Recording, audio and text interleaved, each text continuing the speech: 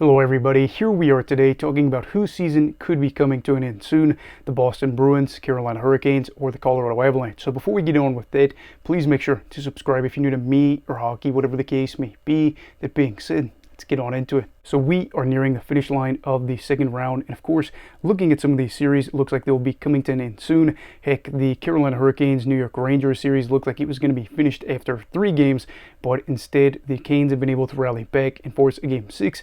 And I was going to throw in the Oilers in this list if they ended up losing last night to the Canucks. However, they were able to even up the series at 2 apiece, as you now just have 3 of the 4 series that are on the verge of elimination.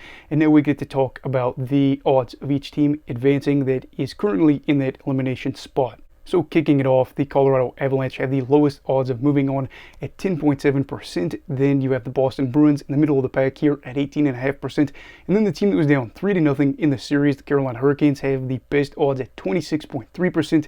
So all of these teams aren't anywhere close to 50%. Not a surprise, but yeah, Avs are in the worst spot. And we're going to be talking about them first. It kind of makes sense that they are in the most difficult position because they haven't won Game 5 yet to even be 2 wins away like the other teams were.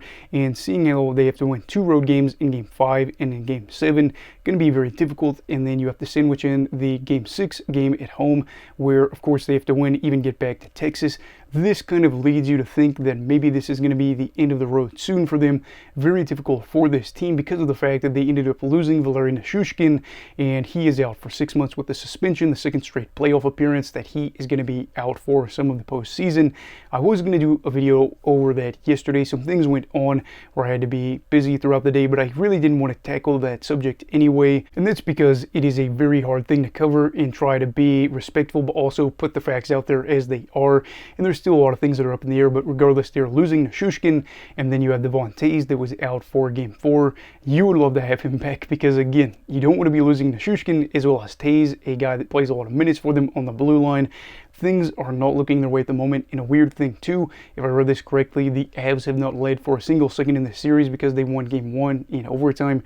The rest of the games 2 through 4, Dallas has been able to have a lead in all of those. And Colorado is in a spot right now where you're playing one of the best teams in the league at the moment, a team that's been able to go down multiple times in the playoffs and still find a way to win and advance in round 1. And now in the second round, you're going to be seeing whether or not Dallas is going to be able to finish off the job.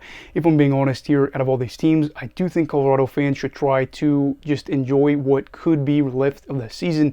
May not be a lot, and the reality is too, this is the only team right now that is playing in a game tonight, besides of course Dallas, and we could be looking at Colorado being eliminated off this list, being the first team.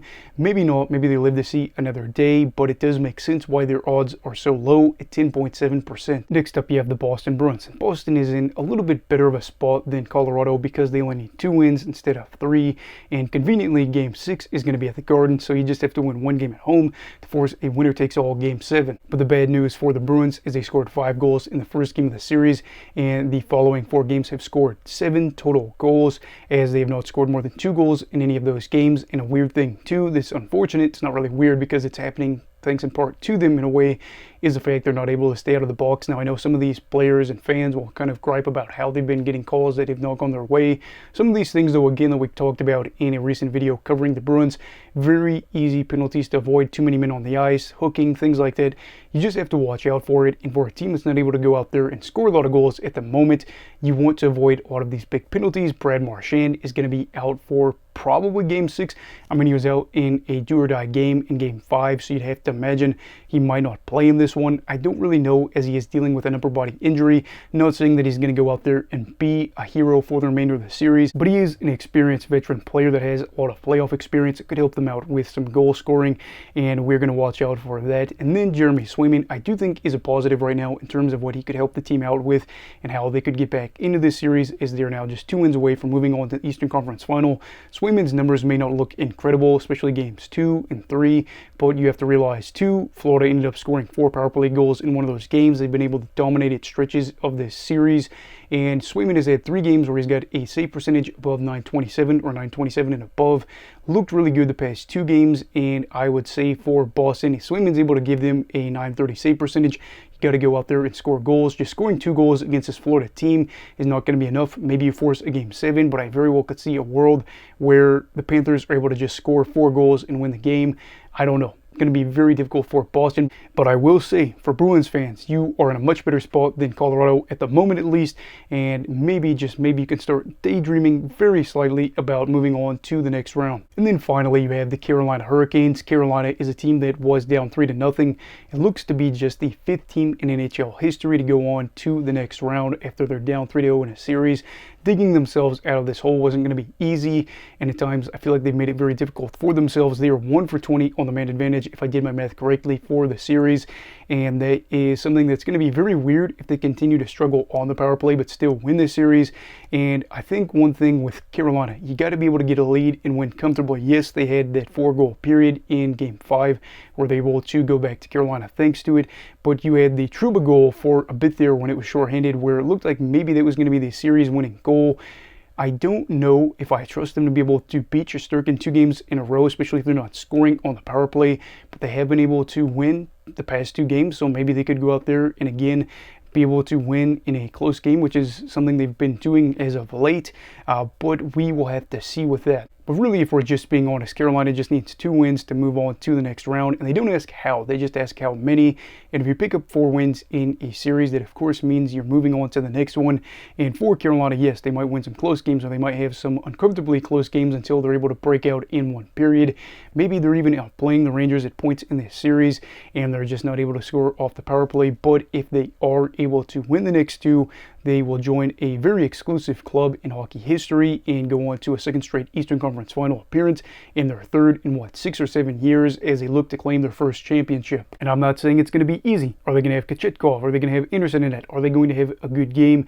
Are they going to make sure they don't give up a early goal where it makes them play from behind? Are they going to make sure they are able to do well on the PK if that was a bit of an issue? Are they going to be able to hold back the star power of the Rangers for the final 2 games of this series? It all remains to be seen, but this is where we are looking at these 3 teams, and I do agree with the playoff odds according to MoneyPuck.com.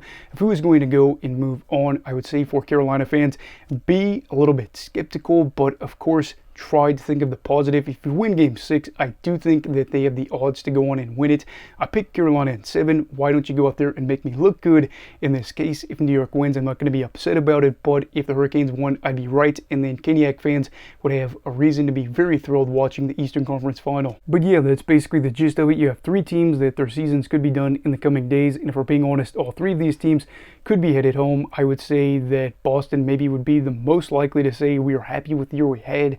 I know that, again, they had a really good regular season, but did we really expect them to be as good as they were? Did we really expect them to be on the verge of maybe an Eastern Conference Final appearance after losing David Krejci and Patrice Bergeron? Probably not. As for Colorado, we did probably expect them to go on and have a good regular season, at least I did, and we were expecting them to probably do something in the playoffs to get aggressive at the trade period, and that is all good until you lose a player like Valeri Nichushkin for the entirety of the playoffs. Whether or not they go on to win this series is kind of up in the air right now, but if they are able to move on, losing him still could be a reason why they maybe lose in the Western Conference Final or lose in the Stanley Cup Final. And then Taves being out is not really excitable, and something that Avs fans are going to say, wow, I can't believe that he's not going to be in the lineup. It's going to be, oh my gosh, if we don't have him in the lineup, this is going to be much more difficult trying to beat a deep Dallas team that is looking to make it back to the Western Conference Final.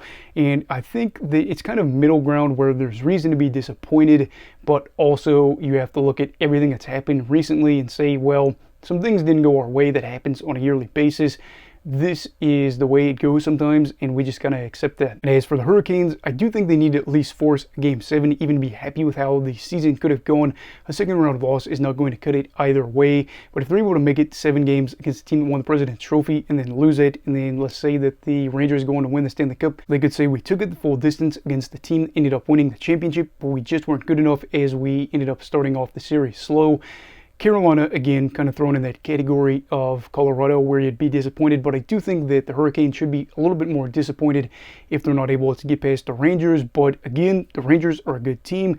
We're able to win a lot of games this year, and the Hurricanes still have a lot of work to do before they can even daydream about making it to the Eastern Conference Final and maybe, just maybe, making their first Stanley Cup Final since 2006. But anyway, what are your thoughts on these 3 teams? Which of these 3 are most likely to go on in advance?